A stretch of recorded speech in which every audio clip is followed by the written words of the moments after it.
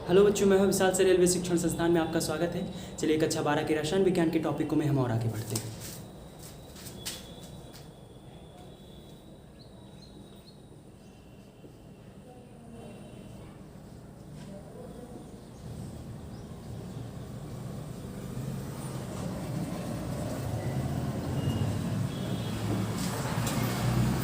तो रसायन विज्ञान के टॉपिक में आज का हमारा अगला टॉपिक है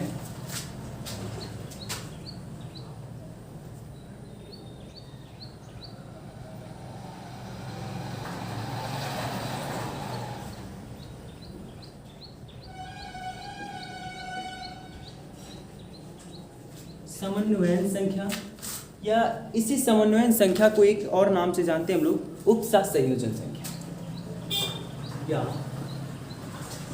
उपसहसंयोजन संख्या।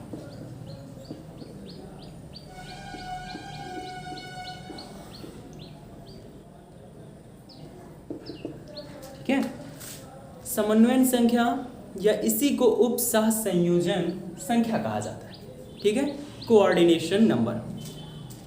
तो समन्वयन संख्या क्या है या उपसहसंयोजन संख्या क्या है, इसकी सबसे पहले परिभाषा सुनते हैं, फिर इसका मतलब हम समझ पाएंगे कि ये चीज़ें क्या है। देखिए, किसी जालक के किसी एक परमाणु के चारों ओर उपस्थित जो निकटवर्ती परमाणु होते हैं, उन्हीं निकटवर्ती परमाणुओं की संख्या को समन्वयन संख्या या उपसहसंयोजक संख्या कहते हैं। बात समझ में? ठीक, इसकी परिभाषा क्या होती है? किसी जालक के एक परमाणु में, कोई जालक है आपका, तीनों प्रकार के जालक में से कोई, ये सिंपल क्यूबिक, जिसे आप लोग सरल काय केंद्रित सरल जालक कहते हो, सरल घनीय जालक। दूसरा बीवीसी, बॉडी सेंटर्ड क्यूबिक, जिसे आप लोग काय केंद्रित जालक कहते हो, काय केंद्रित जालक। तीसरा एफसीसी, फेस सेंटर्ड क्यूबिक, फलक केंद्रित जालक, है ना। तो ये तीन प्रकार के जालकों में किसी एक परमाणु के चारों ओर जितने निकटवर्ती परमाणु रहेंगे, उन्हीं की संख्या को समन्वयन संख्या या उपसहसंयोजक संख्या कहा जाता है। बात समझ रहे? लैंग्वेज एक बार फिर से देखिए, किसी जालक के एक परमाणु के चारों ओर उपस्थित निकटवर्ती उपस्थित परमाणुओं की संख्या को समन्वयन संख्या या उपसहसंयोजक संख्या कहते हैं। ठीक है, तो उपसहसंयोजक संख्या समन्वयन संख्या क्या है? कोई भी प्रकार का हमारा जालक रहे, उस जालक के चारों ओर जो निकटवर्ती उपस्थित हमारे परमाणु रहेंगे, उन्हीं परमाणुओं की संख्या को हम लोग समन्वयन संख्या या उपसहसंयोजन संख्या कहते हैं। बात समझ में? इसके बाद अगला हेडिंग हमारा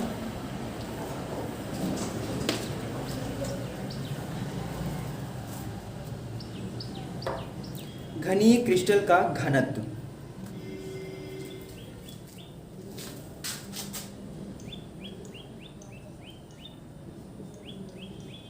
घनीय क्रिस्टल का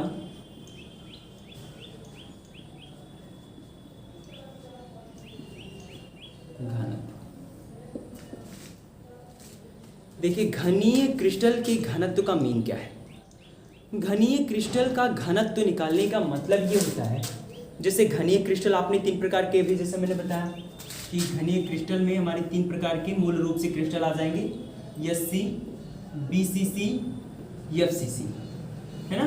ये तीन प्रकार के जो जालक है हमारे घनीय क्रिस्टल में आएंगे। अब इन घनीय क्रिस्टलों के जालकों का घनत्व कितना है, डेंसिटी कितनी है, ये हम कैसे फाइंड आउट कर सकते हैं? तो इसको निकालने का एक फॉर्मूला होता है। फॉर्मूला ये होता है कि sigma is equal to Z into capital M बटे ए क्यू इंटू एन, जहाँ यम इन तीनों जालकों में से हमारे किसी भी एक एलिमेंट का जो है, सॉरी सिग्मा से नहीं, से रो से प्रदर्शित करते हैं, रो से। ठीक, तो ये तीनों जालकों में से हमारा कौन सा एलिमेंट है, कौन से अणु मिल करके, कौन से परमाणु मिल करके हमारे किस प्रकार के जालक का निर्माण कर रहे हैं, उन्हीं परमाणुओं का अणुभार है। क्या है? अणुभार। और ए क्यूब नहीं, केवल इसे ए, कोर की लंबाई है। क्या है? कोर की लंबाई, जैसा कि पीछे आप लोगों को बताया गया कोर की लंबाई निकालना। है ना। और यानी क्या है, एवोगैड्रो संख्या है। क्या है, एवोगैड्रो संख्या। अब बात करते हैं हम लोग कैपिटल जेड। कैपिटल जेड को लेकर के अगर बताएं तो कैपिटल जेड आप एक ऐसे कॉन्स्टेंटम वैल्यू समझ सकते हैं जो एससी, बीबीसी, एफसीसी तीनों के लिए निर्धारित होती है। बात समझ में। तो कैपिटल जेड के सारे मान निर्धारित होते हैं। जैसे जेड के लिए अगर एससी की वैल्यू देखेंगे तो हम लोग 1 होगा, ठीक। जेड के लिए एससी की वैल्यू कितनी होगी, सॉरी एससी के लिए जेड की वैल्यू कितनी होगी, 1 होगी। और उसी प्रकार से अगर हम बीबीसी के लिए देखेंगे तो जेड की वैल्यू 2 होगी। अगर हम एफसीसी के लिए देखेंगे तो जेड की वैल्यू 4 है। बात समझ में। तो हम प्रश्नों में पहचान करके जेड की वैल्यू अपने पास से रखेंगे कि 1 रखना है, 2 रखना है, 3 रखना है, 4 रखना है। देखिए आपको सबसे पहले पहचानना पड़ेगा कि दिया गया एलिमेंट या दिया गया कंपाउंड जो क्रिस्टल का निर्माण कर रहे हैं वो एससी हैं, एफसीसी हैं, बीसीसी हैं, आपको ये पहचानना पड़ेगा। और अगर जब आप पहचान जाते हैं और उसकी डेंसिटी आपको निकालनी है, घनत्व निकालना है, तो इस सूत्र को अप्लाई करेंगे। यम उस जो भी पदार्थ दिया रहेगा उसका अणुभार और ए क्यूब उस कोर की लंबाई यानी अवोगाड्रो संख्या जो कि हम अपने पास से रखेंगे 6.023 गुणे 10⁻23 का। जो जेड होगा, जेड की वैल्यू एससी, एफसीसी, बीसीसी के अकॉर्डिंग रखी जाएगी। क्लियर है, ठीक। चलिए इस पर कुछ आंकिक प्रश्न देखते हैं अभी।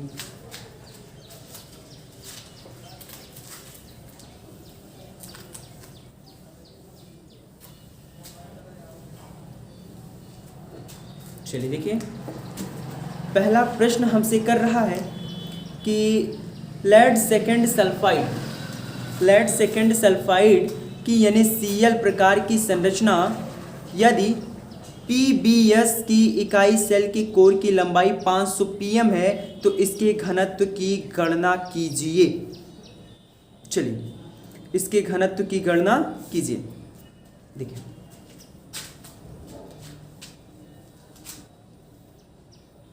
सबसे पहले हमें दिया क्या गया है, हमें दिया गया है इकाई सेल के कोर की लंबाई, इकाई सेल के कोर की लंबाई, और कोर की लंबाई को स्मॉल ए से कितना दिया गया हमको, 500 pm दिया गया है, 500 pm दिया गया। 500 pm का मतलब पिकोमीटर, ठीक है। 500 pm का मतलब पिकोमीटर। सबसे पहले आप क्या करेंगे, पिकोमीटर को आप मीटर में चेंज कर लो, ठीक है।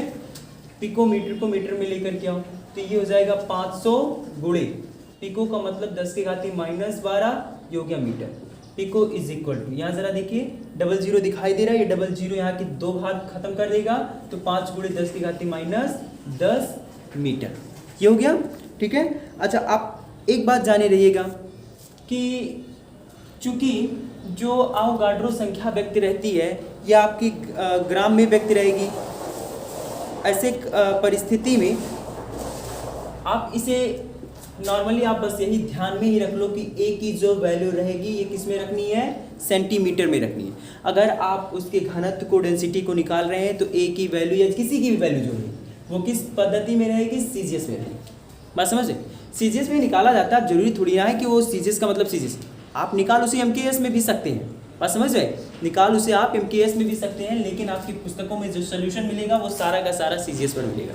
ऐसे कंडीशन में आप प्रयास यही करेंगे कि जितना भी न्यूमेरिकल रहेगा, न्यूमेरिकलों में जो भी वैल्यू आपको दी रहेगी वो आप सीजीएस पद्धति में रखेंगे।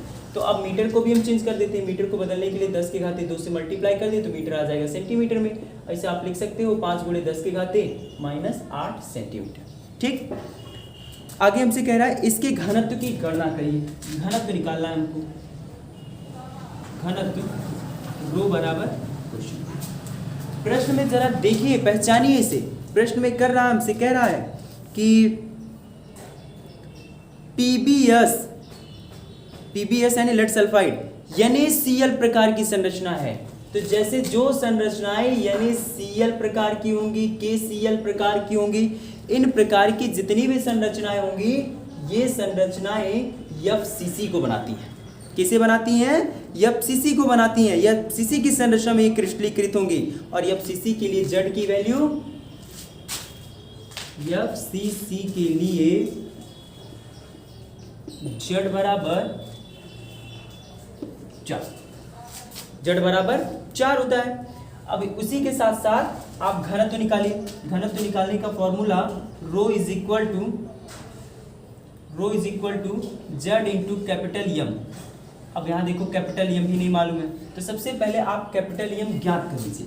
देखिए कैपिटल M ज्ञात करने के लिए कौन सा एलिमेंट, कौन सा कंपाउंड जो है हमारे क्रिस्टल का रचना कर रहा है, लेड सल्फाइड PbS, है ना, PbS सल्फाइड ही हमारे इसका निर्माण कर रहा है। तो यहाँ जरा देखिए Pb का कितना मॉलिक्यूल है, कितना परमाणु है, यहाँ पे 1 है ना। और जो Pb होता है इसका जो परमाणु क्रमांक होता है 207 होता है, और जो यस होता है सल्फर 1 का 2 है, और सल्फर का होता है 32। तो जोड़ देंगे 207 एकने 207, 32 एकने 32 जोड़ेंगे तो याद आएगा 239। यम भी मिल गया हमको, ठीक।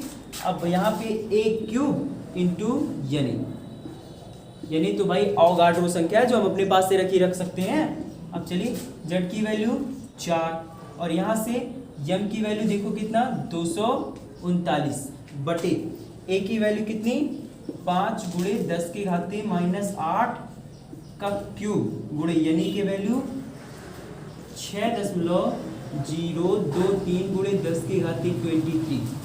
सॉल्व कर दीजिए इसी को। सॉल्व करने पर रो इज इक्वल टू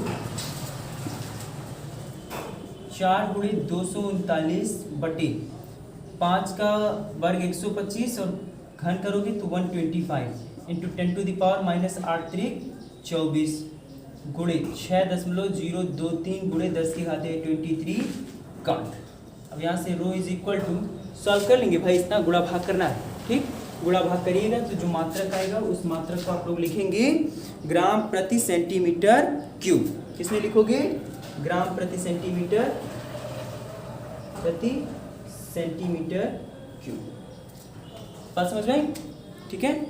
अच्छा ये चीज जो जेड है ना, जेड, इस जेड का सीधा सा मतलब आप यही समझ लीजिए कि जेड जो होता है FCC के लिए, BCC के लिए एकक सेल जो होते हैं उन्हीं के द्रव्यमान को रिप्रेजेंट करता है। किसको रिप्रेजेंट करता है, उनके द्रव्यमान को रिप्रेजेंट करता है। बात समझ में, ठीक है। तो आज के लिए बच्चों बस इतना ही। अगर पुस्तक कुछ आप लोगों के पास अवेलेबल हो, इस प्रकार का कोई भी प्रश्न अगर आपको मिले तो आप उन्हें लगाने का प्रयास करेंगे, और नहीं आएगा तो आप हमसे कमेंट के थ्रू पूछ सकते हैं। हम अगले वीडियो में उन्हीं प्रश्नों को अगेन समझा देंगे। तो आज के लिए बस इतना ही।